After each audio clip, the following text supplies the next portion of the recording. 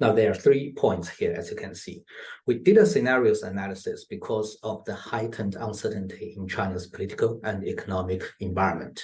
So we suggest multinationals should use our scenarios to plan for their China operations to set a realistic expectation for 2024. This plan should include both the upside and the downside case, just in case, to set the limits for the both upper end and the lower end, and share it with the corporate.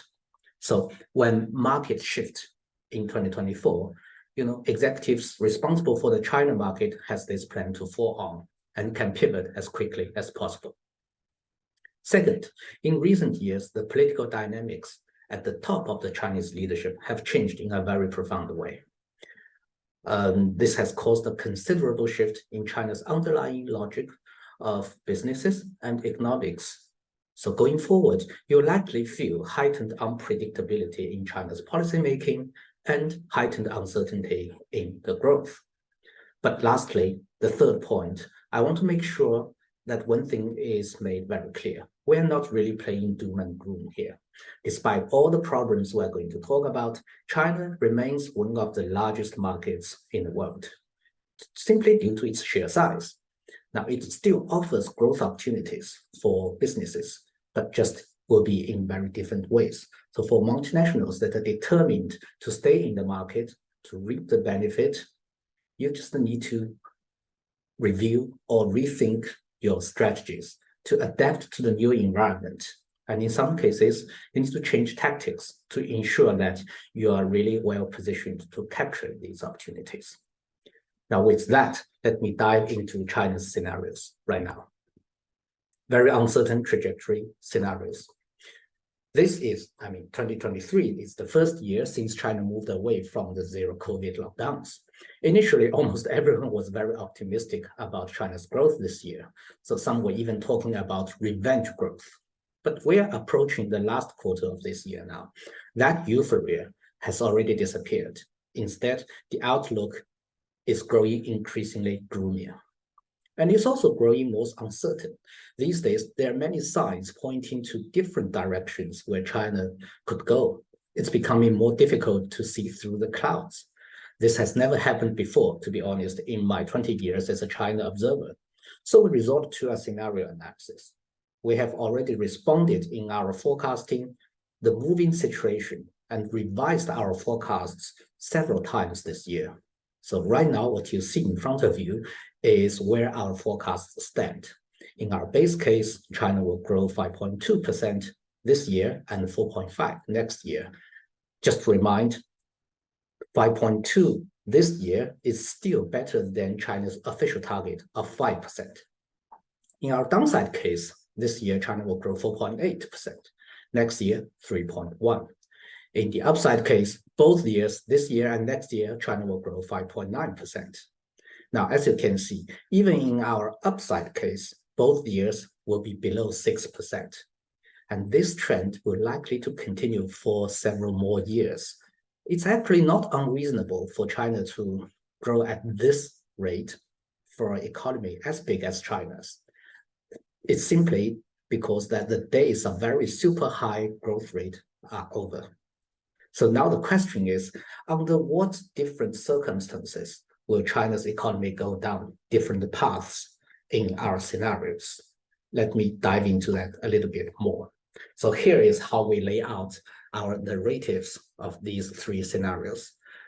Together, you can see the key drivers that you should closely monitor.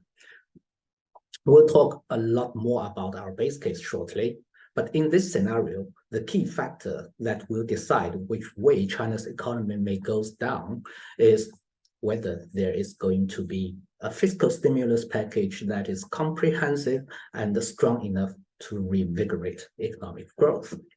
In our base case, there are some supportive measures coming from the government. This is actually what you are seeing, what's happening right now. Are they effective? Yes, these measures are preventing the economy from further deteriorating. But are they strong enough to revive growth?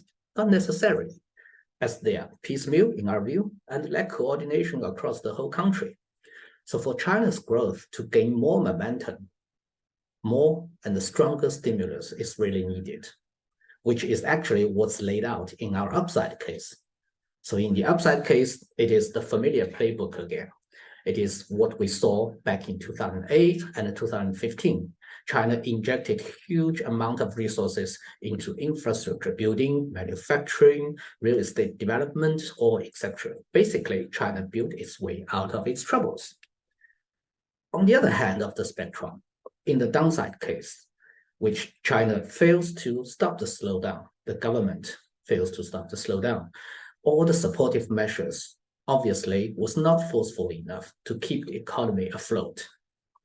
So as you can see, our base case has the highest probability, 65%, and both upside and downside case have a very low likelihood. But that's not to say, upside case and downside case are impossible. It's really depending on how Chinese government acts. That all three scenarios are still possible. They are not inevitable, but still possible. That's why, as you can see, there's certainly a pretty high level of uncertainty here. Now, you may ask, why is China's economic growth becoming so uncertain? It's not the case 5 or 10 years ago. Things were not like that. To answer this question, we really need to spend some time talking about China's changing political dynamics. So this is... Thomas, before we do that, I actually want to back up real quick.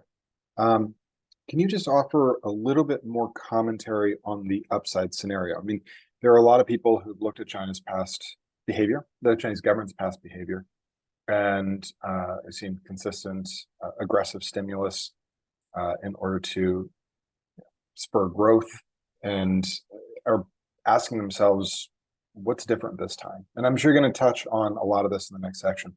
But could you just briefly comment on that item? Sure. Thanks, Adam, for that. The upside case, as I said, this is what we have seen already previous times in 2008, 2015. At that time, China's economy had some troubles, but governments, both from the central level and from the local level, they were pretty determined to build China out of all the troubles. So they really had the fiscal room to inject huge resources into infrastructure building, for example, building airports, building ports, building high-speed rails all across China, and inject money into China's manufacturing sector, building factories everywhere.